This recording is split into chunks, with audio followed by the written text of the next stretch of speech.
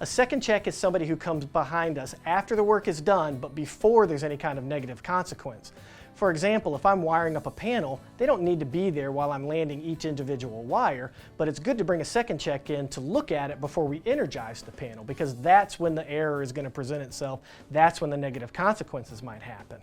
We need to make sure we're using a second check, not necessarily during the work. That's a peer check. There's a lot of confusion around that. So for example, if I'm typing a letter and you're sitting there working with me and telling me sentence by sentence what it should say, that's a peer check. We're working together and making the work happen at the same time.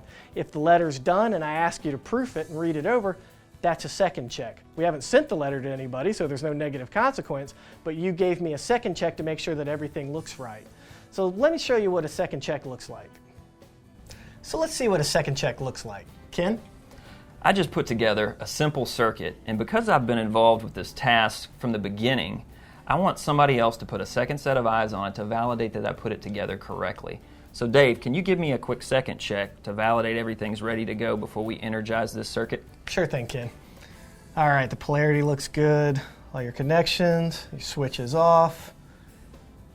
Okay, doesn't quite look like this one's connected, might cause a short. So you got a little looseness there? I agree. Probably need to snap that one down so we don't get any kind of arcing or anything like that. I agree, that needs to be snapped down. All right.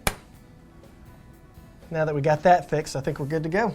All right, so you can see how a second check can be effective at catching an error before it becomes a serious consequence. As you can see, a second check is a great way to get another set of eyes on work that just happened. If you were performing the work, you might be lost in the details and you just didn't see something that went wrong. A fresh set of eyes can give a fresh perspective to make sure that we're not making mistakes and we can reduce the frequency and severity of errors in the workplace.